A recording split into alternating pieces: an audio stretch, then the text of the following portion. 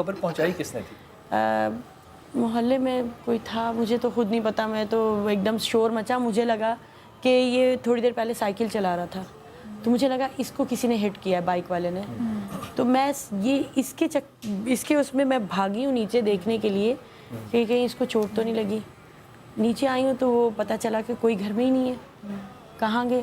پھر باہر نکلی ہوں، دیکھا میں نے تو سب شور گلی میں ایک دم سے ہو گیا، امجد کو گولی لگی ہے.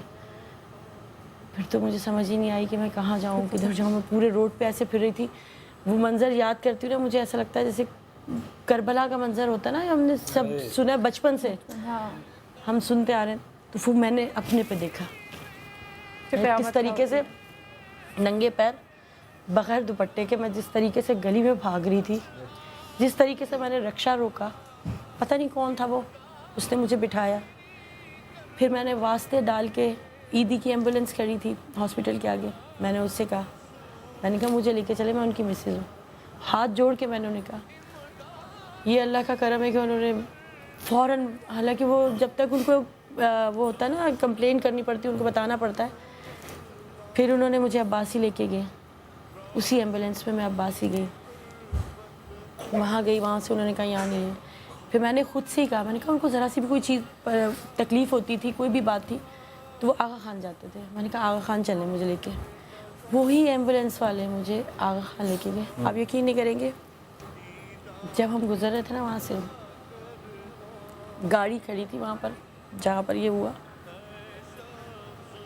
وہاں سے ہم گزرے، میری نظر گاڑی میں، مجھے پتہ نہیں میرے دل میں ایک دم سے، اور میں نے کہا کچھ گڑبڑ ہے.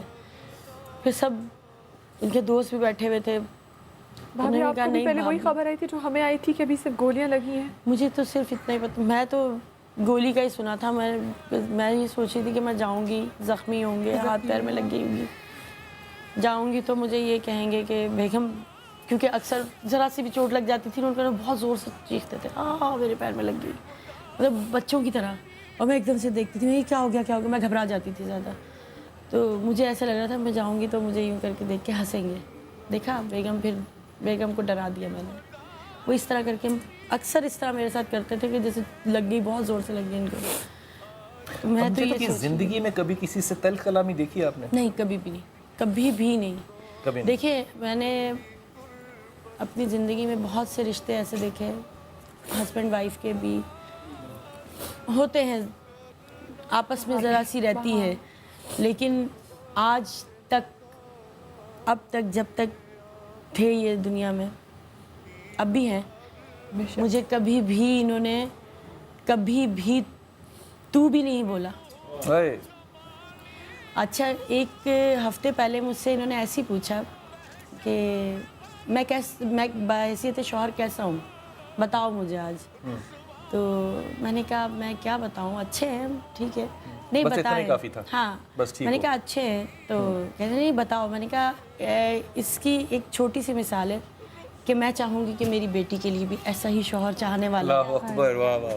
اس سے بڑی کوئی وہ نہیں ہے کہ کمپلیمنٹ نہیں ہے کہ میں اپنی بیٹی کے لیے چاہوں کہ اس کو بھی ایسا شوہر نصیب ہو جو اسے اتنا چاہے، اتنی اس کی رسپیکٹ کرے، اتنی بات مانے.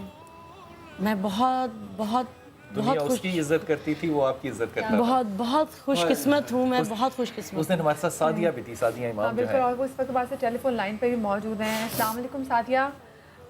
سعدیہ، وقت کیسے گزرتا ہے پتہ ہی نہیں چلتا، اور شاید آپ جب آج سے 2 سال پہلے یہاں پہ تھیں تو وہم و گمان میں بھی نہیں ہوگا کہ آج جو آواز سن رہی ہیں، اب سے تھوڑی دیر بعد جو اب آواز سن رہی ہیں، کیونکہ جیسے جیسے وقت گزرتا جائے گا سب چیزیں آنکھوں کے سامنے بالکل ویسے فلم کی طرح سامنے آ جائیں گی کہ اب امجد بھائی آئیں گے، اب یہ باتیں ہوں گی، اب یہ باتیں ہوں گی، پھر وہ کلام پڑھیں گے، وہ کلام پڑھتے ہوئے ویسے روئیں گے، اس کے بعد وہ چلے جائیں گے، پھر رات میں خبر آئے گی.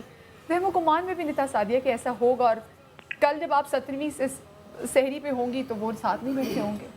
جی مرضیہ بالکل صحیح کہہ رہی ہیں. سب سے پہلے میں تمام لوگوں کو میری طرف سے السلام علیکم. پوری فیملی یہاں موجود ہے، امجد بھائی کی، بلال بھائی، آپ. اور وہ محفل ہی بالکل الگ تھی. میں نے پہلے بھی اس کا ذکر کیا تھا کہ جب خدا اپنا ذکر خود کروانا چاہتا ہے تو ہم کچھ بھی کر لیں، وہ اپنی مجلس کروا کے چھوڑ. بے شک بے شک. وہ مجلس ہی الگ تھی، وہ الگ ہی ایک مقام تھا. बेशक। और मुझे आज भी याद है जिस तरह आज आपके कान में आईएफ में लगी होती है और अली इमरान आपको बोल रहा होता है, मुझे तब भी वो बोल रहा था कि आप लोग कंटेंट से हट रहे हैं, आप लोग कंटेंट से हट रहे हैं। लेकिन वो तब भी उसे पता नहीं था कि ये हमारे अपने हाथ में चीज़ नहीं थी। और वो ज़िंदगी में मैंने कभी अमजद भाई को सरा रोते हुए नहीं देखा, कभी उनके चेहरे की मुस्कुराहट। आज बल्कि मैं A+ की ट्रांसमिशन के लिए लाहौर से भी वापस आई हूँ और एक छोटी सी नर्स मैंने देखी तो उनकी मुस्कुराहट सारी ज़िंदगी मेरे ख्याल हर एक को याद रहेगी। वो चेहरों पे जो उनकी मुस्कुराहट सजी रहती थी, तो वो आज भी वो मुस्कुराहट हमारे दिलों में बसी। और अमजद साबरी, मैं कहती हूँ कि आज मैंने एक जुमला कहा था और आज भी मैं फिर दोबारा दोहराना चाहूँगी कि खुदा जिसको जिंदा रखना चाहता है उसे जिंदा रखता है। बेशक बेशक। आप ये दिन देखें क्या दिया उसे कि इमाम हसन की विलादत के अगले दिन बिल्कुल। आप मर के भी चाहें तो उस नाम को नहीं मिटा सकते। जिन्होंने चाहा है कि अमजद साबरी ख़त्म हो जाए, जो मोहम्मद और आले मोहम्मद से इतनी मोहब्बत करने वाला शख्स वो ख़त्म हो जाए, तो मोहम्मद और आले मोहम्मद का दिन ही उसे मिल गया।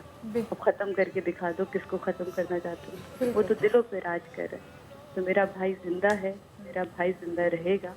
और भाभी ने जैसे कहा कि उन्होंने तू भाभी आपसे तू करके क्या बात करते, वो तो हमसे आज तक उन्होंने उस तरह बात नहीं की। हमसे कभी उन्होंने उनके हमने मूड को भी ख़राब देखा ही। तो मैं बस आप सबके गम में बिल्कुल वैसे ही शरीक हूँ जैसे घर का फर्द शरीक होता है। और मुझे अभी भी इतनी मतलब मैं ब्लेस्ड हूँ, मेरा ख्याल है कि आपने और पूरी समा टीम ने, बल्कि इनफैक्ट जहाँ जहाँ अभी इस वक्त ट्रांसमिशन हो रही है उन सब ने मुझे उसका हिस्सा बना के रखा, क्योंकि वो आखिरी लम्हात मेरे अमजद भाई को मेरी ज़िंदगी की सबसे खूबसूरत सहरी थी। वो मेरा ख्याल है मैं शायद आज भी उस सहरी में से उस सहरी को कभी ढूंढती हूँ कि वो रूह कहाँ थी। बिलाल भाई आप बेहतर जानते हैं, वो हमारे रोंगटे खड़े थे उस वक्त और हमें समझ नहीं आता, हम एक अलग ही रूहानी सफ़र पे थे। और वो रूहानी सफ़र मेरे भाई की वजह से था कि उसको पता था कि उसने किस सफ़र पे जाना है। और वो जुमला उनका मुझे आज भी बोलता है कि अब लंबी छुट्टी पे जाऊँगा। याद है आपको बिलाल भाई? सही कह रहे हैं। लंबी छुट्टी पे जाऊँगा साथ किया। तो मैंने कहा अच्छा तो भाभी को साथ लेके जाएंगे। कहता अच्छा तू नहीं सोच तो रहा हूँ अकेले छुट्टी पे जाऊँ, भाभी को रहने दे। मैं कहा भाभी को लेके जाए तभी तो मजा आएगा छुट्टी का। तो हमें तो पता ही नहीं था वो किस लंबी छुट्टी की बात कर रहे हैं। और आप देखें कि नेक्स्ट डे ये इस तरह की खबर का आना, वो तो मतलब ये इसके लिए मेरे पास जुमले ही नहीं है। सच कह रही हैं सादिया, करना मुश्किल ये ऐसा शख्स है जिसने सारी जिंदगी कवालियाँ पढ़ी, बेशक, लेकिन कवाली उसकी शोहरत नहीं बनी, उसकी शोहरत बनी नात। और अल्लाह ने जितनी मोहब्बत हमारे दिलों में, सबके दिलों में उसके लिए डाली है, वो उसके प्रोफेशन की वजह से नहीं है, वो उसके अखलाक की वजह से है, अब उसकी पर्सनालिटी, उसकी शख्सियत की वजह से। बिल्कुल। अगर यकीन कीजिए कि जिंदगी मौत तो सबके साथ है ना, सब ने मरना है, सबकी कब्रें तैयार हैं। बिल्कुल इस बात पे नहीं रोना आता कि वो नहीं है, हम भी नहीं होंगे, इससे क्या है। बिल्कुल। लेकिन वो जो हस्ती, वो जो शख्सियत जो कि हमारी जिंदगियों को भरपूर कर देती थी, हम तो उस पे इन्ना लिल्लाह पढ़ते हैं कि हमें जो गम और दुख है, अब वो खेलने वाला बच्चा नहीं है, अब वो दुरुस्त करने वाला उस्ताद नहीं है, अब वो आशिक नहीं है, जो छेड़ने वाला नहीं है। ओहो, आपने कितने जिंदगी में लोग देखे होंगे, मैंने कम देखे हैं जो कि मस्जिद के मिंबर पे बैठ के उतना ही रोएं और जो इमाम बारगाह के मिंबर पे बैठ के भी उतना ही रोएं। बहुत कम लोग हैं जो इतने ज़्यादा इश्क का इजहार जो है वो बरमला करते हैं, बरमला करते हैं। कई दफ़ा लोगों ने, दोस्तों ने भी उसको कई दफ़ा रोका, तो उसका सिर्फ एक ही बात होता था कि मैं इश्क रसूल में, इश्क नबी में, अहले बैत में मैं मुनाफकत कैसे कर सकता हूँ, मैं मुनाफकत कैसे कर सकता हूँ। तो अल्लाह ताला ने और अहले बैत की बरकत से देखो उसको भी तो अल्लाह ने कितनी इज्जत दी ना, कितनी इज्जत दी। ये खुद कहता है बिलाल भाई कि तू मेरा नाम ले, तेरा नाम जिंदा रखा, मेरा बेशक कैसा जिंदा रखा मेरे रब ने उसका। और ये जब आशिकान रसूल जब इस दुनिया से रुखसत होता है, अहले बैत से मोहब्बत करने वाला दुनिया से रुखसत होता है, तो उनकी कब्र में खुद रसूल पाक और मौला कायनात आते हैं। और ये देखिए ये रुतबा सादिया इनको कितना बड़ा दिया कि शहादत का रुतबा दिया। और ऐसा शायद ही कोई शख्स हो जो ना रोया हो। शहादत पे रोना नहीं चाहिए लेकिन जुल्म पे।